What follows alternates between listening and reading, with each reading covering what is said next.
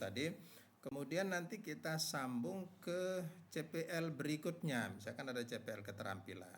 Nah, CPL keterampilan ini juga sudah kita persiapkan misalnya di kurikulum kita, maka kita ambil di situ. Coba kita lihat misalkan di IPS itu ini ada keterampilan umum, tapi mungkin nanti kita ambil yang keterampilan yang spesifik, karena yang keterampilan umum itu sudah kita elaborasi menjadi keterampilan khusus.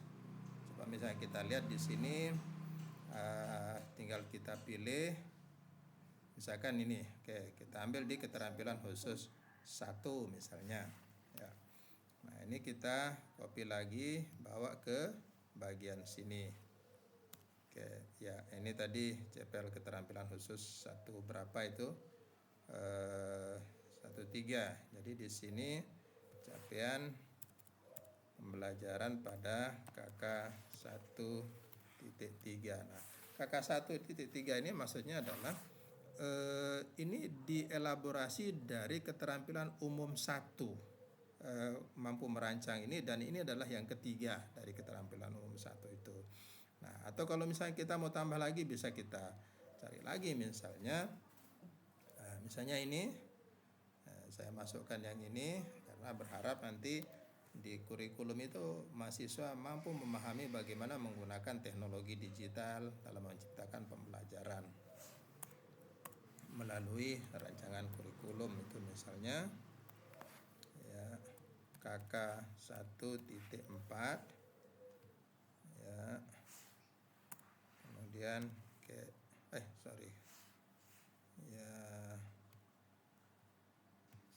tertindih tadi teman-teman sekalian. Sebentar ini ya. Nah, kemudian kita copy yang tadi, kita copy kembali ini ya. Oke ya.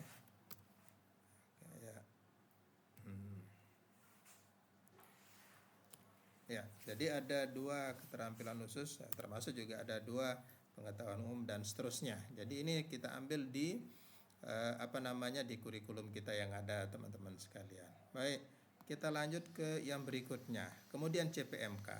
Nah, CPMK ini kita akan ambil memang dari apa yang sudah kita susun di sini. Jadi dari CP yang tadi itu, misalnya saya ambil contoh di sini, saya mengambil pada ini. Jadi ada 4 CPMK yang dilahirkan dari yang tadi CP pengetahuan yang tadi. Nah, jadi ini tinggal saya copy karena sudah disiapkan memang. Ya, tinggal saya copy, saya bawa ke sini nanti. Oke, maaf, ini mungkin harus satu-satu. Nah, sebelumnya teman-teman sekalian, ini adalah proses yang coba kita buat di IPS itu untuk menghasilkan CPMK, karena di prodi memang harus membuatnya, atau memang kalau seperti tadi saya bilang, jika kita sudah memiliki hasil konsorsium itu akan lebih bagus. Jadi dari CP tingkat prodi ini, kemudian ini bahan kajiannya, kemudian gradasi berpikir pada tingkat menganalisis ini C4, kemudian kata kerja yang bisa kita gunakan pada C4 itu seperti ini. Boleh kita menggunakan di bawahnya misalkan di C3-nya.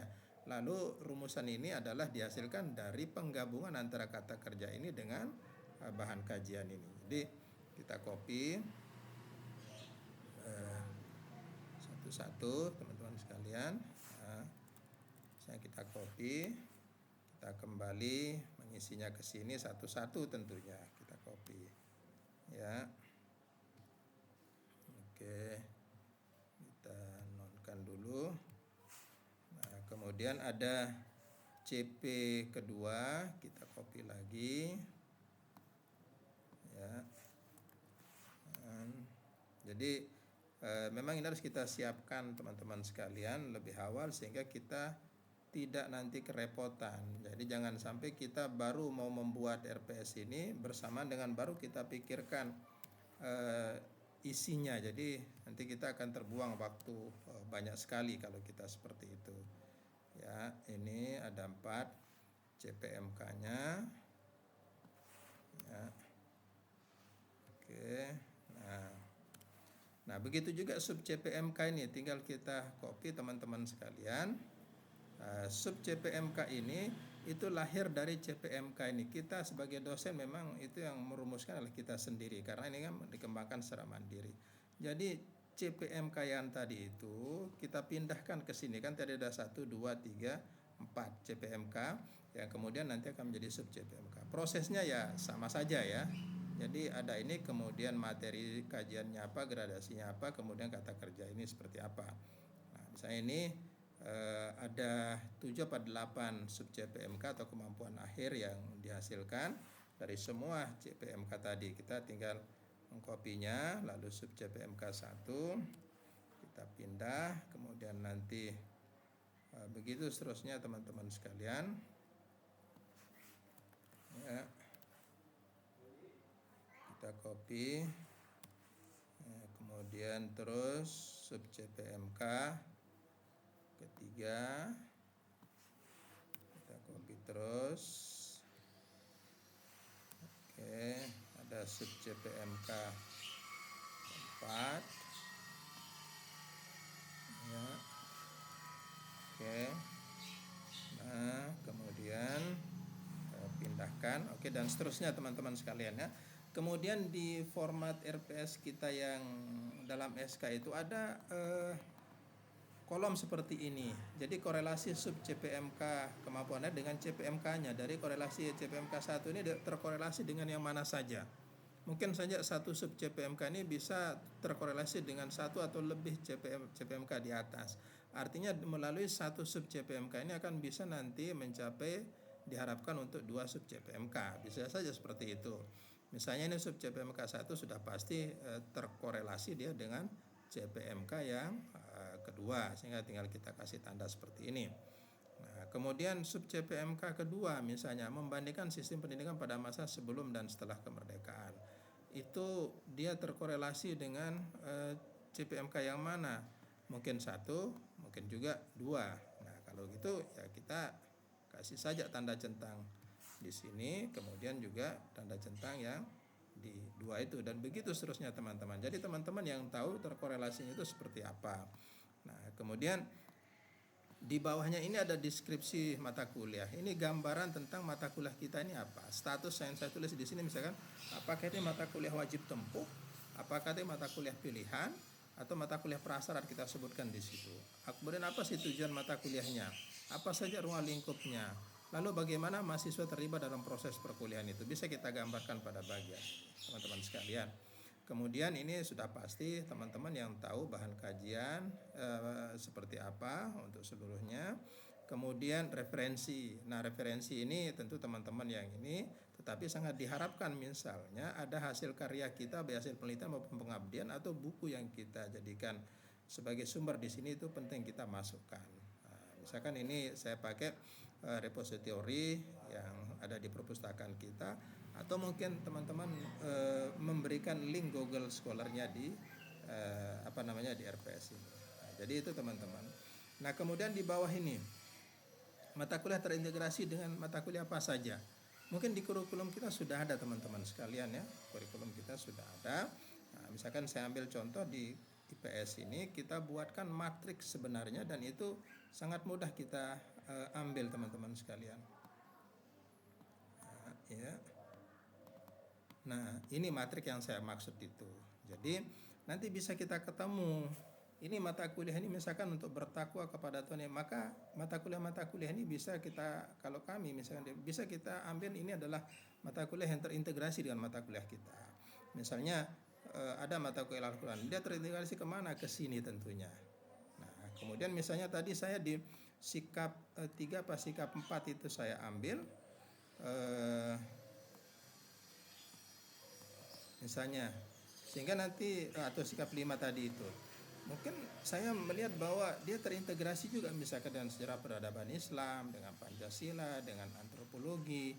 Nah, saya juga bisa tambahkan dengan tadi di P3 ya, itu ada P3 pengetahuan yang ketiga, itu dia terintegrasi.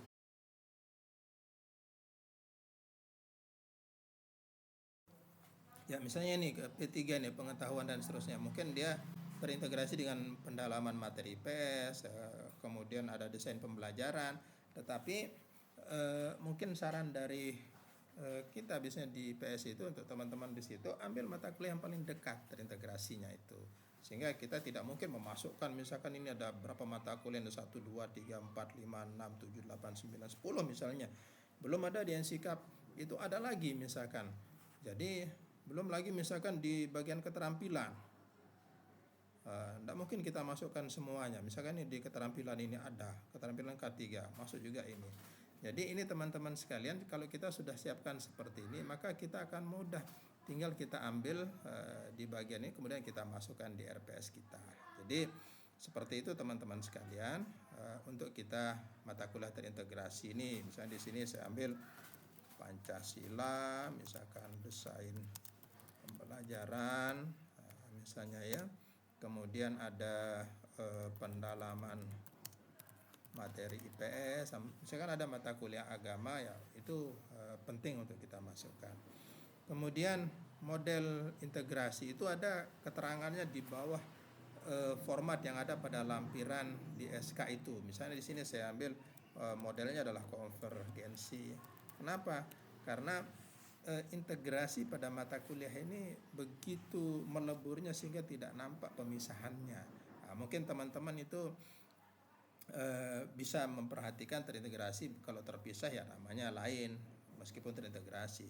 Lalu levelnya ini nanti teman-teman bisa lihat pada intradisipliner, interdisipliner, multidisipliner ada di situ. Nah kalau ini yang isinya ini memang sudah ada pada lampiran kita itu. Jadi teman-teman sekalian, inilah pengisian RPS kita, dan mudah-mudahan ini bisa memberikan tambahan bagi teman-teman untuk menjadi pembanding ketika teman-teman akan merumuskan RPS pada mata kuliah kita masing-masing. Terima kasih teman-teman, semoga ini bermanfaat untuk kita semua sehingga kita memiliki RPS yang seragam dan kita mengacunya kepada keputusan Rektor nomor 4469 itu yang kemarin dikeluarkan pada Desember tahun 2023. Terima kasih teman-teman. Assalamualaikum warahmatullahi wabarakatuh.